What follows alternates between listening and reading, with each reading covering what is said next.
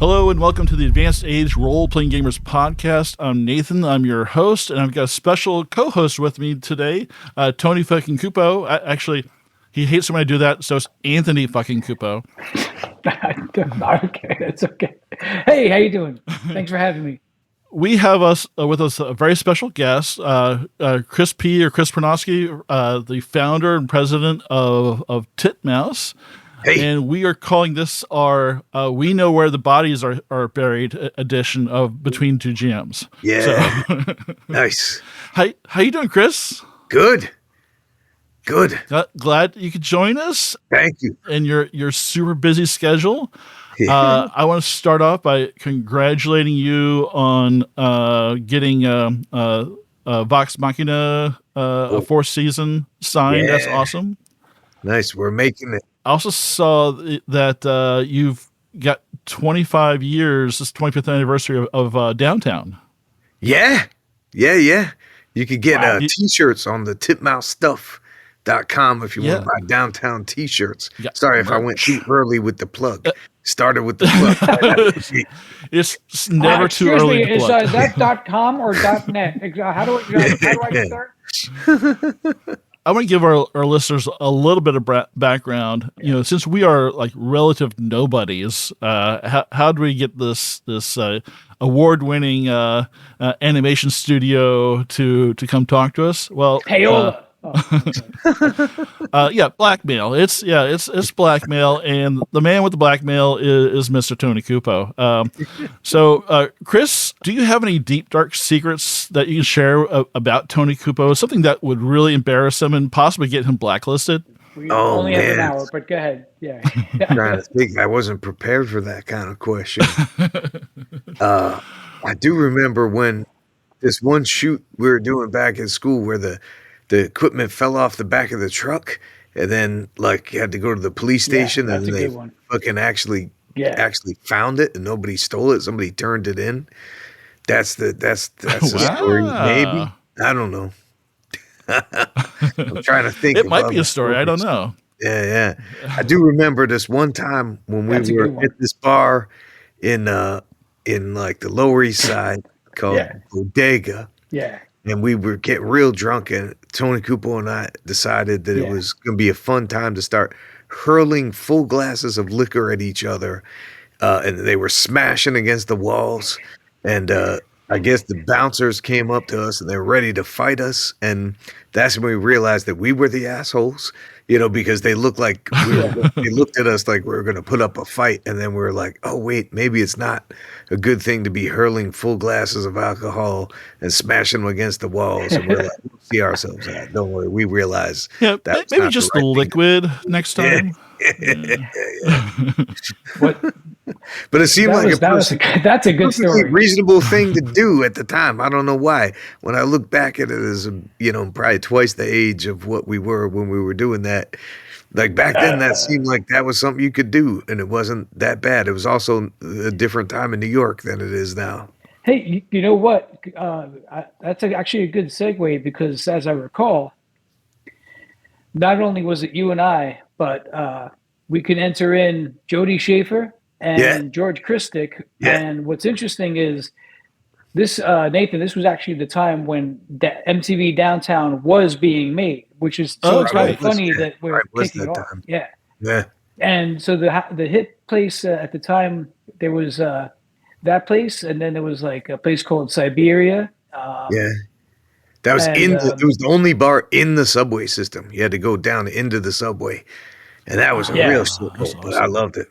And so the place we were at, it was like, I think, was it like Sierra Nevada was the thing at the time, and then if you went to Siberia, it was like Red Stripe or something, But no, that was great. Like it started off innocent enough where it's like, hey, look, hey Chris, look, I could look, I'm Sam Malone. I'm gonna slide my beer over to you, and then it spilled, and you're like, oh yeah, I'm gonna be Tapper, and I'm gonna slide it back, and before we know it, these bouncers come, and we're like, we're like, oh, thank God, because this was gonna just keep escalating. So That's awesome. So, Chris, I don't know if you noticed, but Jody Schaefer drew merch for our current actual play. So this Oh, nice. shirt I'm wearing right here was drawn by Jody. So we love Jody. He's awesome. But you, Jody, George, Shannon, and Goat all went to SVA, right? Yes, that is true. Yep. Yeah. I think that's great because like you guys stayed together. I guess Shannon more ways than one, but all this time and you guys are still friends and still play games together and hang out and enjoy each other's company, and that's like something that's super important to us. Like the folks on the podcast, half of them were all people I met in college too, like 35 years ago. So I think that's like a great thing that this hobby that used to be just weirdos played is reached like a much broader audience now than when we were young. So what do you have any thoughts about kind of the new age of gamers that are coming into the hobby? Man, it's weird that so many people are into this, but I think a lot of it has to do with this streaming. Like Critical Role obviously was on the forefront of that, but when I was a kid, you couldn't, like, you needed somebody's older brother to teach you how to do this shit. You couldn't just, like, you read the books when you're a kid and you're like, you gotta love Gary Gygax, but he wasn't like the clearest in the like way that he wrote the rules. It's like really, really, like, it's like if you're like a very experienced nerdy strategy gamer, maybe you can understand this a little bit. But as a kid, I started playing, I was like 9, 10 years old, and I needed an older brother to teach me. If there was YouTube and you could watch people play all day and night, then you could learn how to do it. And I think that's the thing that's just opened the gates of how, like, this is open to so many people. It's like you can see a bunch of people playing, and they're also like people who are like actors and shit who like improvisational comedy, and they're good looking. Yeah, all these things is like us. Yeah, exactly, like us. Handsome.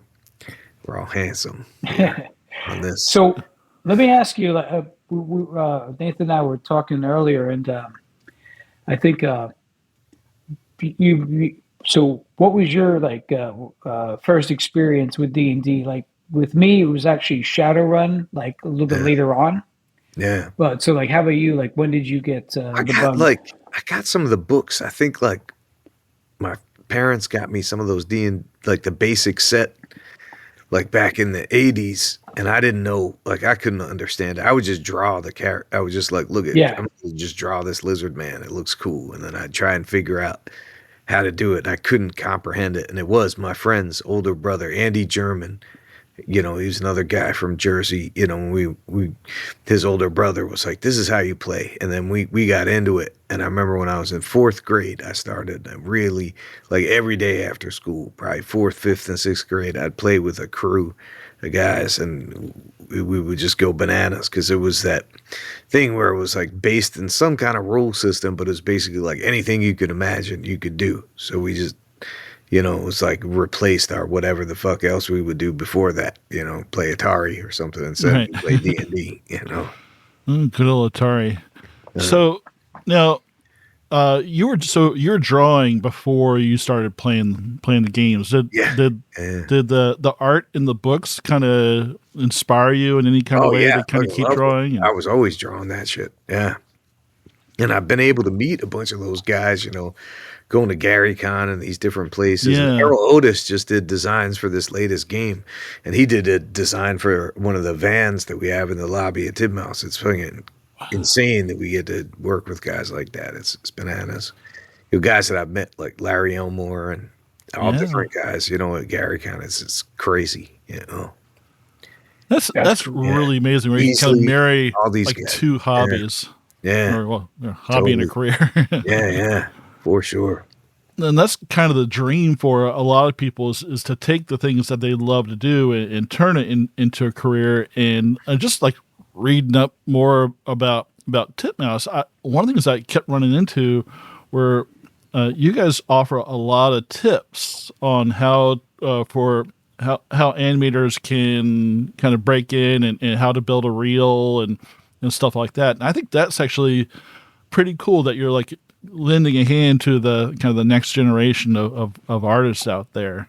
Is that like something that you came up with, or? Oh man, it's just part of it. Hot tips.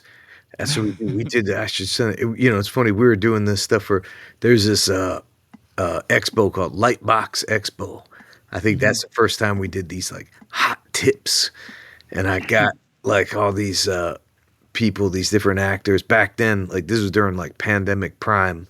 Got all these like on Fiverr. Like got all these different weirdo, like kind of like a doctor, a guy who's a doctor to say, make him like dressed as a doctor on a green screen to say all this ridiculous shit and stuff. And we'd integrate it into our hot tips. And they were like, what even is this? And I'm like, yeah, just say like Titmouse, hot tips. And like whatever, they're getting paid their thing. They don't care what they're saying, I guess. But they were curious about what it is. I don't know if that's an answer to your question. No, it's a that's sentence. good. Maybe it's a sentence. I don't know. Half a sentence. Yeah. So any kind of pearls of wisdom that you can spit out off the top of your head right now of like how to get a leg up in the industry, how to get a job at Titmouse? Oh man, you just got to be into what you're doing. If you're going to draw every day all the time, and if you get sick of it, it's not for you, or write every day or whatever. It's like, I always liken it to like, hey, if you want to be in the NBA or something, you got to like to play basketball all day, every day. If it's not your thing to do that, then look for something else. You got to be obsessed. Like one of the things Shannon said when I first started dating her, she asked me, because I was working all the time. She's like, what would you do if you didn't do animation? I was like, I would probably be some kind of criminal, which she almost broke up with me at the time because she was freaked out by that. But I think it was my way of saying, I don't know how to do anything else. Yeah, that's a good answer though. The criminal part. Yeah, exactly. Well, it seems to be working out. Call me crazy, but I mean, just looking at what you guys do, I mean, from the Legend of Vox Machina, of course, we're just really popular, like in the circles that we run in. But Venture Brothers and did you do the video game sequence on Community? We did. Yeah. One of my favorite shows. I absolutely love that. So nice. We did a few different animated bits on Community over the year. That was the longest one. That was like a whole episode. Yeah, that was a whole. We did like animated sequences on Community for a while. Yeah, that's amazing. So it's really I just like I knew like a few things that you did, but just so many things. What led to the kind of the whole creation? What's the origin story of Titmouse? Like, how'd you go from student to starting this up as a whole? I mean, Chris, I was telling Nathan before, I'm gonna answer for you, and then you could say which parts are all right. Go for it. All right, take it away. All right. So, Chris goes to LA, and he's working. You're doing some stuff with Klasky Lupo. Was it Klasky Lupo? Is that right? Chupo. It's almost your name. I was so close. Yeah. And while that's happening, Chris was really into there's a lot of cool artwork going on in LA at the time that and so he was putting that artwork on T-shirts and selling those just to to keep things moving along. How am I doing so far? Yeah, close enough. Yeah. And so because this is after downtown. Yeah, this is after downtown. So downtown was a really cool thing, and obviously one thing I was mentioning we had Comic-Con about a week ago, and Chris was showing me his stream deck where he had some answers that were already canned, and so it would have been funny if you had that. So Chris, is MTV Downtown ever going to come back? Yeah. I wish I had that keyed up right now. Downtown will never come back. But we got T-shirts on sale. Titmousestuff.com. Another plug. There you go. But I think that led into, let's see, you and I, one of the things things we did professionally together was the MTV Movie Awards in 2002, Oh, what whatever. a beast! And I think, behind the scenes, you guys were getting ready for a new show featuring a lovable character named Coop. Oh yeah, and, yeah. about a robot that lands in Jersey City. And so, Yeah. can you tell us about like Yeah, that well, progression? Vegas, that's the thing, where, I think as a reaction to getting a bunch of notes on shows like George and Jody, came up with this project. At the time, it was called Lowbrow, of like two kind of like slackers that had a giant robot, like found a giant robot, and then I got involved, and my addition was adding a car as the head. That's the thing I could claim. That's the thing was like, why don't we do that? Because I was into cars and stuff, and if this guy's supposed to be like a guy who's in a junkyard in New Jersey, he'd have a lot of cars. And then, did that pilot for Cartoon Network and did a couple of seasons of that. That was a great show. I was super proud of how that came out. And even though it was a kid's show, I think it was like really dumb. And that was another one where our friend Goat from college, we roped him to doing a voice and playing himself essentially in character, essentially, as he played in Downtown, which is like rare. I think it's like, maybe like Richard Belzer did that across like multi-dimensional character. Yeah, exactly. Goat's one of those guys. I try to put him in as many shows as possible, even like after he's dead. We're putting in crazy. Yeah, that's great. Is Goat going to make it into anything else in the future? Oh yeah, he's been in a bunch of stuff, and he'll continue to be in it. At least his image. Some version of what he looks like. I mean, sometimes we can't get it to be Goat technically. We just draw a guy that looks like him. And then that's what he is. That's I think that's really awesome. Just like a way to kind of honor our friend and and I like Easter eggs too. I do it just with our dumb podcast. I'll sneak weird sounds in that mean something or stuff like that. So I can kind of get the urge to sneak something personal in that has nothing to do with the show that you're working on, but it means something to you. How do you go from building up this animation empire, Disney 2.0? How do you go from that? I'm fucking with you. How do you go from that to just like, oh, now I want to make my own TTRPG? How do you? Like, where'd that come out of? We always try to put together like a weirdo, like kind of bespoke, like client gift, try and send something weird out to people and, we'll do this or that. And at there was a time where we would try to hit that, like, the kind of like winter holidays, right? The like Christmas, New Year's kind of gift. And we just kept whiffing it. We just kept not making it. And then it's like, oh, we'll do it as like a New Year's gift. And then we kept missing that. And then it was a Valentine's Day gift. And then we landed on like 420 is a good like thing for us. That kind of, it's like a stoner holiday. So like we'll send out a 420 gift. And we've done things like an old school dugout, with a little one hitter in there, or like a wake and bake mug. And one year I was like, let's do a DM screen, like a game master screen type thing. We get some cool art, but it's like, what are we going to print on the inside of it? So we came up with like quick and dirty rules for like a drinking game, like a drinking smoking game, like, whatever vice you want to apply to it, you can.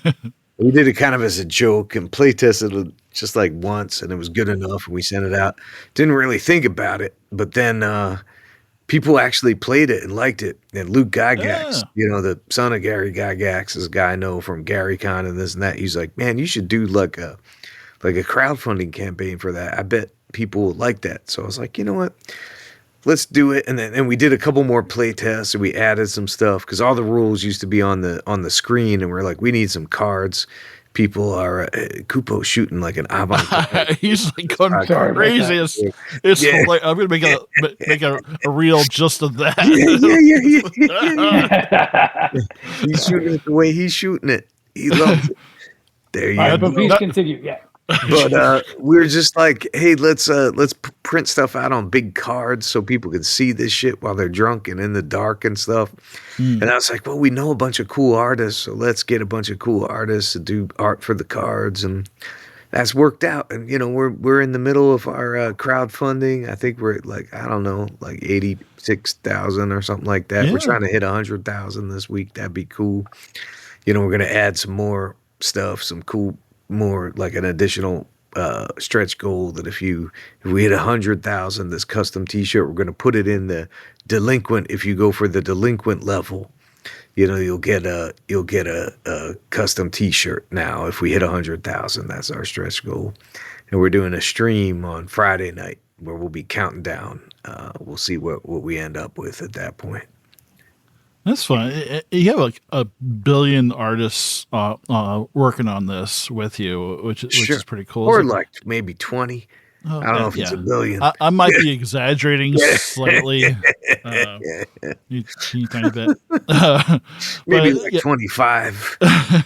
Do you want to run through a few? Oh man, give them some cred. Here's what I'm gonna do so I don't fuck it up and forget. I'm gonna actually just pull it up.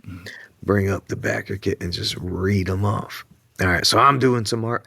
Pendleton Ward, creator of Adventure Time. Skinner, like kind of badass weirdo. Realm Runners is a game he made. Heather Mahler, another like cool weirdo. Jenny Goldberg, also known as the daughter of Eric Goldberg, who's a famous Disney animator.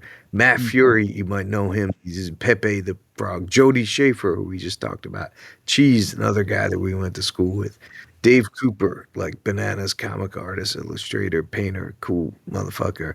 Abby James, I'm going to stop giving credits because it's going to take too long. Abby James, Sean Glaze, Coop, Dave Johnson, Maddie Brewer, Errol Otis, The Wizard of Barge, Sangu Kwan, Ben Edlund, Andy Seriano, Christy Caracas, Johnny Ryan, Ian Jones-Quarty, Will Carsola, Phil Barassa, James Martin, Antonio Canobio, Todd James. That's most of them, if not all of them. And we'll see.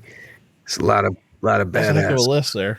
Yeah. I'm glad it wasn't a billion. Yeah. I just you've got a lot of artists on there, so I think it's good to. Yeah. Chris, one thing that's kind of cool is listening to those folks out.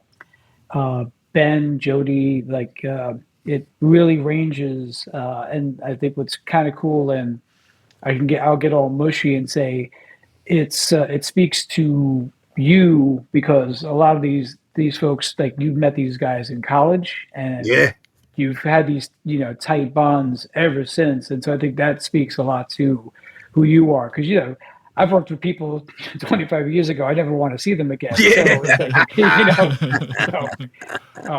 So I think that's cool that you have this. Not only are people really into it now, which is fantastic, but it's also it speaks to your friendships where they're like, yeah, absolutely, I'll throw some artwork in. Yeah, they don't absolutely hate me.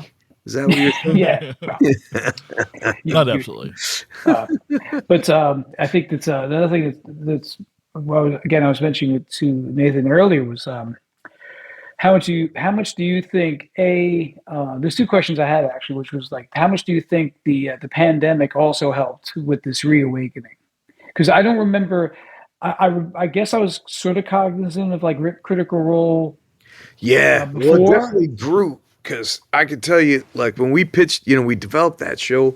I knew all those folks because they're voice actors and animation, and Sam Riegel specifically worked for us as a voice director on many shows. And then he came to me maybe 2015, 2016 when it was starting to really Critical Role was starting to gain some momentum. He's like, we're doing this stream. You're a big D&D guy, right? And I'm like, yeah.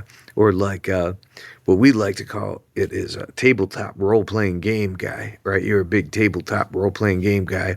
And I'm like, yeah, man, I am.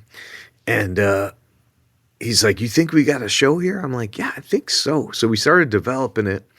And, we went out and pitched it in 2018 to a bunch of the buyers. But like, I don't think people could wrap their head around. We only had one offer, and it was a lowball offer, and I was like, you're gonna have to make like the Aqua Teen Hunger Force version for this budget. They're just hanging around the tavern, like telling stories, and they were like, yeah, I don't think we want to do that. They had a good sense of what their brand was, and at that time, we were like, they're like, you think we could do a Kickstarter for this?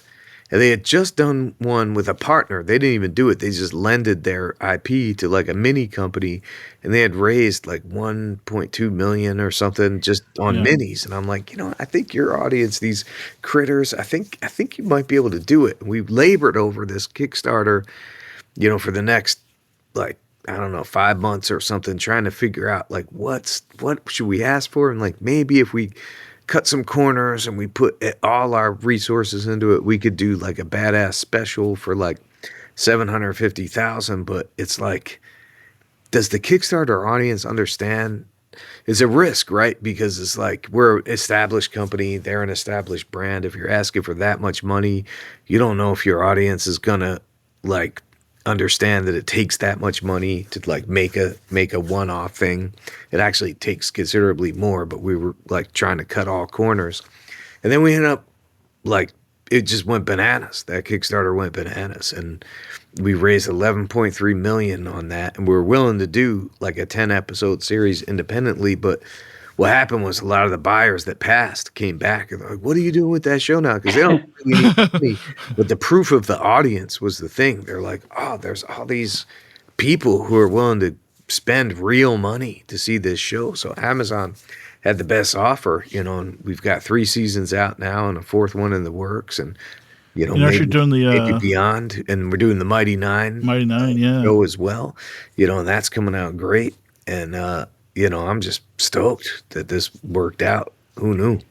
Yeah, I actually polled a bunch of folks on social media, just to get their thoughts, and like it was universal. Like everybody like loves the show. Some of the folks that I talked to didn't start playing D&D until after the animated show came out. Yeah. So they watched the animated show. Some I've definitely heard of people going from the actual play to playing D&D, but there's a couple that actually started playing D&D after watching the animated show. It's just that's really. I'm glad I can be a gateway drug on that. Yeah, I mean that's great. I mean, it's such a great hobby. Like, so and you still play, right? Oh yeah, and what's when you play? It can be, doesn't have to be D&D, but any kind of game. What kind of character do you usually play? Do you have a type? Yeah, I usually play like some kind of because I'll get drunk a lot, and I'll just play like a fighter or something easy that I don't have to think too much about what I'm playing. Or sometimes I'll DM, which is also a different, part of your brain to exercise. Yeah. Or sometimes, if it's like, a big group of assholes, that I normally play with, and are just going to be like, that's a whole party of Leroy Jenkins. I'll play a cleric, so I'll be like, all right, somebody's got to heal these guys up sometimes. Although, who can know? This one game that we play, I generally play, it's weird, it's on like either side, right? I'll usually either play 1st edition or 5th edition. We don't really fuck with the ones in the middle, or we'll play some other game system entirely. But on some of these 1st edition games, our friend Jack Alvino is the DM, and he's like, it's not like playing with anybody else. You can't even understand what it's like to play the game with this guy. It's like the rules, there's no rules. You can't understand what's happening in this thing, but it's fun. So that's actually a good segue back to your Kickstarter. Yeah. So that to me, it's kind of funny because I don't recall anybody taking, some genuine debauchery and D&D and mashing them together. Yeah. So I know you mentioned the 420 gift, which that's why I had my crazy camera thing before. I have it here somewhere, but Mm-hmm. like a lot of us, it's like, it's here somewhere. So Yeah. So what's the goal of the game? What are you trying to accomplish with this game? This game is basically game. like a one shot. It's a one night game. It's designed for. We've done a lot of play testing with people who are RPG people and people who are not, and you can really just jump in. And if you get the basic set, you got to roll up a guy. But if you opt to go for the deluxe set, it comes with 24 pre-rolled characters, and that's a pun too, because that's a joke, joke. But they're pre-rolled, which some of them we did on this last live stream, and I think we're gonna roll some up on this next live stream we're doing on Friday night on the 8th. I don't know when this comes out, but if it we're comes gonna try and have it out this week. If it comes out before the 8th, there'll be a bunch of people on that live stream, so maybe we'll roll up some more pre-rolled folks. You could jump right in. You won't even have to roll up a guy. But it's basically designed to be a one-shot. There's now a Alexei, who's one of the game designers who worked on it with me, did a whole like how to play video, which went up this morning, which is a good thing. Maybe we can give you a link to that. Because a lot of these things has just been us getting drunk and going bananas, and it's like, how does this game even work? Like Alexei did a real, like logical, actual, like this is how you play it, this is how it works. So but rules. It's basically like designed to be, fun and to get you drunk. And one of the initial ways that we had to play was, that you had your essentially your armor class / hit points, which is the same in our game. It's just like one number that if you rolled above it, right? Let's say you have a 10 and somebody rolls a 12 or 13, let's say 13, right? And let's say a 12. You roll a 12. That's 2 points over. You could use those 2 points to either drink or take damage, right? That was the thing. You could offset it. But then after all the playtests, nobody ever decided to take damage. They always decided to drink. So we're like, okay, the mechanic of this game is just going to be to see how drunk you can get. And if you get, once you're too drunk and you tap out, that's when you're out. Like you can't die. You could just get so drunk that you tap out or so fucked up or whatever. But there's a sober mechanic too. So you could play it by doing like push-ups or eating jalapeno peppers. So like for your Mormon friends, like exactly. I grew up with Mormons who taught me how to play D&D. So that's they would do so they could do whatever. It's like, hey, if they can't do any more push-ups or they can't eat any more jalapeno peppers, they're out, right? So that's kind of the thing, and everybody gets to be the drunken master, right? The drunken master is what we're calling it. So basically you run the monsters, the screen just goes around the table. So it's like every new round you roll up. And I thought when we initially conceived it, I thought this was just going to be a murder hobo game. I thought it was just going to be a combat-based game. And you would, these monsters are fun and they're all puns on like, basically, vices, right? Drugs and drinking. But what was surprising to me when we did the playtesting is people got really into the RP aspect and they did a lot of role playing. And one of the things we're thinking about doing as stretch goals, or maybe we'll just do it, is make it, because it was just gonna be like, it's a dungeon. You're just in a dungeon and monsters attack was like the initial idea. But as we've been playing, as we've been play testing and there's more RP, is we're thinking about introducing some scenarios like mini modules, like maybe like a one sheet module of like, here's the scenario in which you are, starting. So it gives you like a kickstart to your RP, because it's been fun. Like the RP's been an interesting part of it that I didn't think was going to be a part of it, but it makes sense. Everybody, it's a real like kind of humorous game. And, so we'll be doing that. I don't know. Did I answer that question? I feel like No, that's great. Yeah.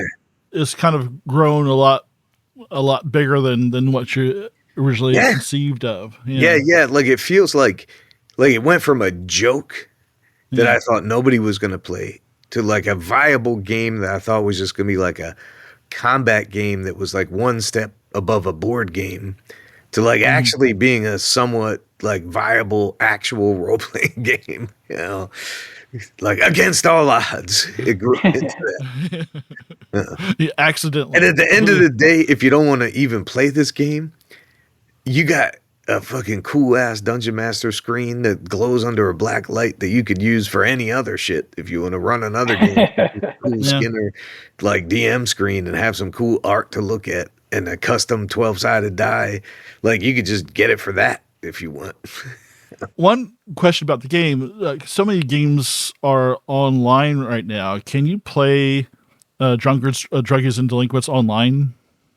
Is there a way to do that, or is it I mean, not an yet, in person? but maybe in the future. It's a good idea. You know, it's Yeah. a physical game. You know, with a drinking game, I don't know. I haven't thought about it, but I guess you could do it on Zoom or something. Probably. Yeah, I I mean, mean, I've never been on a Zoom call and like gotten drunk playing Yeah. D&D before, so I don't know. what a weird idea. Who would do that? That's crazy talk. I don't. That's what a dumb idea. Jeez, why even like say that? I don't know. But right now I'm happy with the set that I got, where it is like it is.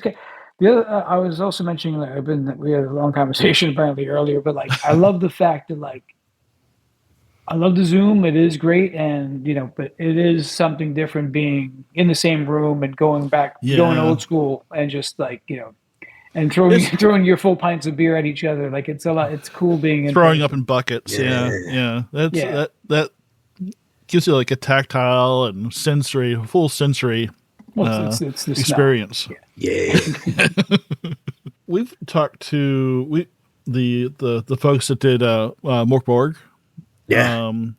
And just how much of a role art plays in all those games is really it was pretty fascinating to me. Like basically, and it hit me too. Like I saw the game, had no idea what it was, and I said, okay, I have to own that. It looks cool. It looks metal. So I think with the kind of art that I've seen so far that you're doing for this, I think that's probably a big driver for folks too, even if they never end up playing it. They'll have the. I mean, that's what I like. I mean, when I was a kid, I mean, before I even knew how to play the game, I would just look at the art. I would just stare at the art. I mean, that's a huge driver for me. And part of the aesthetic of this was not to like come up with a specific aesthetic, was to make it feel like that first edition where every artist just kind of draws shit in their own style. And I think these cards, hopefully, they're big too. They're really big. We're making these cards big, like so how big? that like if this is going to work out well for the AARPG crowd. It's like, if you're drunk and it's dark, you'll be able to see them with your bad eyesight. Thank you for the soundbite. Tony accepts that challenge. Yeah. Well, that's okay. I usually have things read to me, but that's you reminded me the first first game I think I showed you, Chris P. Maybe I showed you too, Nathan. Was the Indiana Jones TSR set. Yeah. I remember that. And again, you had like it was back in the 80s, and so there's a limited run of like Indiana Jones comics. There was a couple of magazines once in a while, but this was again like it's like you bought it because of the artwork, and it helped you continue what you loved the most about whether it was Dungeons and Dragons, Raiders of the Lost Ark, or other TSR like games. And so that was another unique thing where you were just so hungry to continue whatever story was floating your boat at the time. Well, another example that's recent, Elf Quest just went back to Kickstarter too. I love those comics growing up, and it's like, I mean, I want to back it, but like I don't know if I'll ever play it. But I just remember that like that art from that comic really kind of stood out at that time for me anyway. So yeah, I just like I like the kind of marriage of art and game. It just really just makes just gives a lot more life to a system rather than just a chart with a bunch of numbers that you roll on. It's having a bullet next to it, jumping out of the ground. It just evokes some sense of adventure and or danger or fun. It's nice that I think it's great that you're able to kind of marry your two loves in this way. Yeah. Well, so that kind of brings things into another full circle thing, which is kind of cool. Was um, Nathan, I got to send you a link, but amongst the School of Visual Arts crew, like there's a Dungeons and Dragons commercial that was produced Yeah, by everybody, and so so I need to put a link in that's on YouTube, right? Somewhere. yeah. I could find that because I think I've looked at that. I think But I might have. that was I think I might have Cone's. saw it. That like George That did was George do it or something? Cone did that commercial. Yeah. So Okay. there's Jody Schaefer's in it. Hmm. I think who's the Rogues Gallery in there? Yeah, I'm in it. Goat's in it. Jody's in it. Bunch Yeah. of people. I reached out to Jody this weekend. Why? Yeah, because I was trying to find something like I could embarrass you guys with, but Yeah. Jody was no help. I have to tell you, he has your back. He would not betray you at all. So, I don't Well, know. luckily you got me here. So, yeah, We do a great job of embarrassing ourselves. yeah, it's bulletproof. All right, so here we go, Nathan. I think you get a kick, and viewers at home.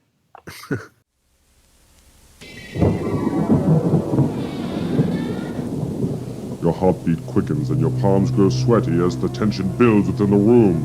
Slowly you feel yourself falling deep into a fantasy world full of action and adventure.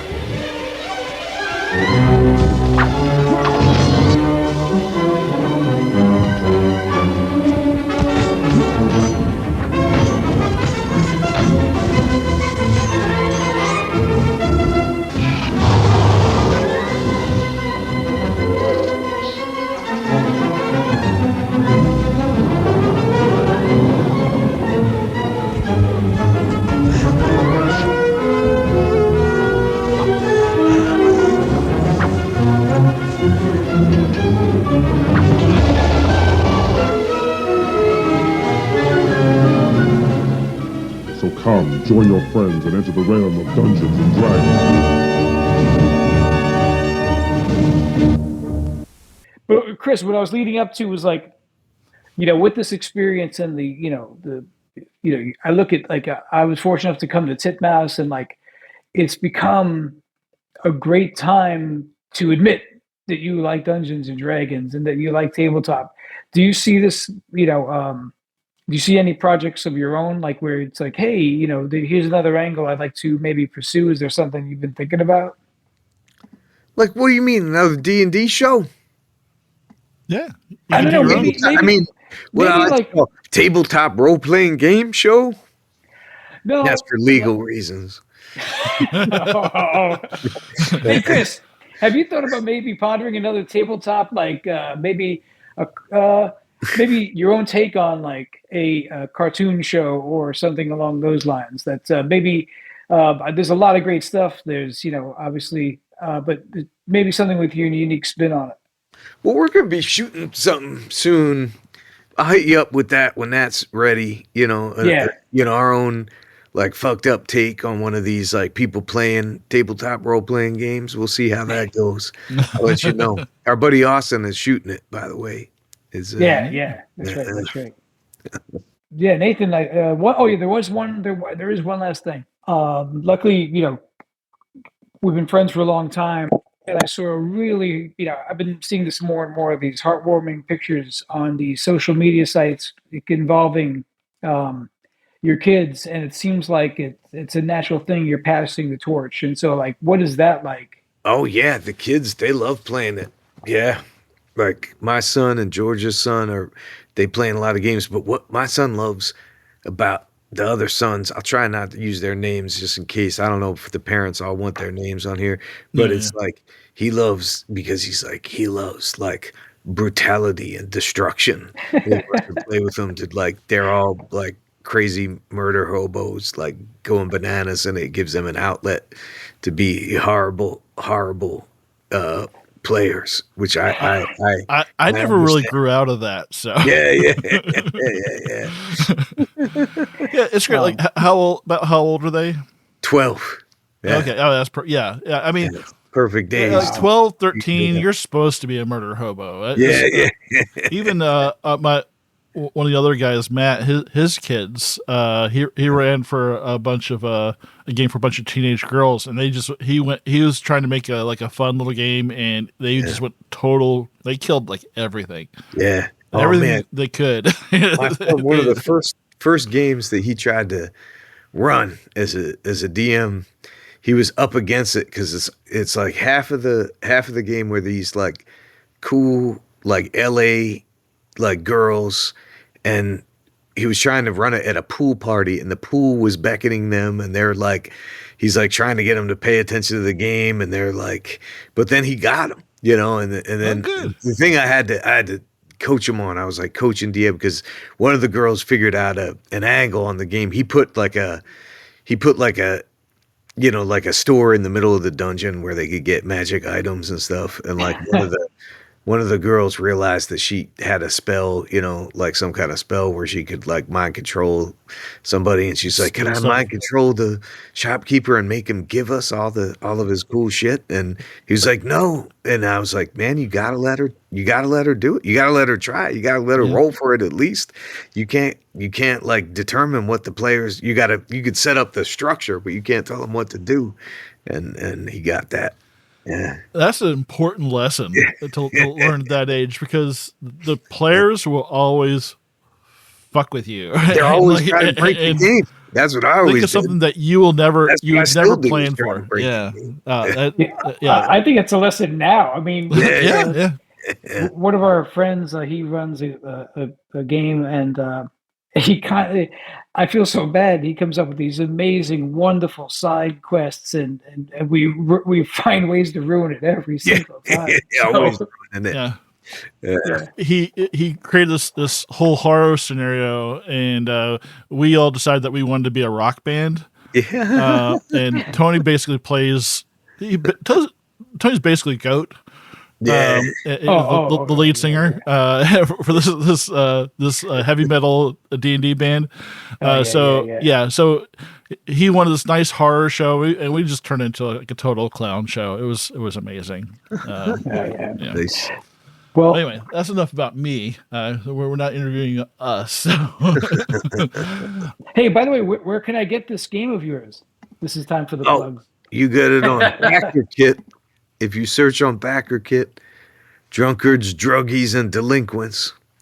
Maybe you could search Titmouse too. I don't know. You guys could probably put a link. I'll put all kinds of links in there. But I can't wait to see it, because it's really like I saw this announced, and like I saw it as like, oh, this is like totally right up our alley, and then I didn't realize it was you until like later. It's like, oh. Well, shit. Okay, now I get it. So, anyway. Nice. So you saw it first. Yeah, I saw who made it. Nice. I had no idea. I just saw Drunkards, Druggies, and Delinquents, and I was like, oh, all right, click, click, click. Nice. I'm easy. It's not that I drink that much or all the time or anything. It's just it's occasional. Like I can quit any time, but well, I'm looking at it right now, and it's you just want to click on all of them. You get that, everybody at home, just click on all of them and buy them all at the same time. Yeah, that's the hardest part about these crowdfunding things is that there's so much cool stuff, and I'm 54 years old, and I'm never gonna get a chance to play everything I'm buying. Yeah, I could dig that. Oh, by the way, are you? I don't know if you guys have any plans. Are you going to be hitting any of the cons like PAX or that sort of stuff? Yeah. I mean, I'll be at GaryCon. I'll probably be at Gen Con too. I don't know if I'll hit any of the other ones. I'll see. Yeah. So many cons to go to. There are. Yeah, it's a challenge to remain married and go to all the cons. So yeah, I feel like this last month I went to like Pixelotl in Mexico, and then Ottawa Animation Festival, and then New York Comic-Con in New York, and then Lightbox in Pasadena, like all in a row. It was bananas. Yeah, it's like you got it. It's too many. Well, I'm glad I saw you at New York. That was yeah, that's a fun one. I always like that one. Well, Chris, I think I'm going to let you go, but I do have one final surprise announcement for everybody. Yeah. And just, you got to wait for it. Big super announcement. We're kicking Tony off the show. No. Yay! Oh, thank God. Thank you. That was 2 years overdue, but go ahead. No. Love you, Tony. Chris, any final words for us as we sign off? Oh man, no, I don't know. But you see if you could look at this game. Maybe you want to get this game. I don't know. Yeah, well, all I know is like I'm looking forward to getting my set, and yeah, Chris, I'm glad you. It's a really cool idea, and I'm glad it's it's manifesting itself. Yeah, thanks for having me. Yeah. Great meeting you. Again, anytime you think of some dirt on Tony, you can feel free to reach out, and I live to embarrass Tony Cupo. So nice. Yay. Thank you. But thanks, Chris. Thanks, Tony, for coming on, and thanks everybody for watching, listening, however you're consuming this. And go check out Drunkards, Druggies, and Delinquents. Thanks, everybody. Nice. Cool. Thank you.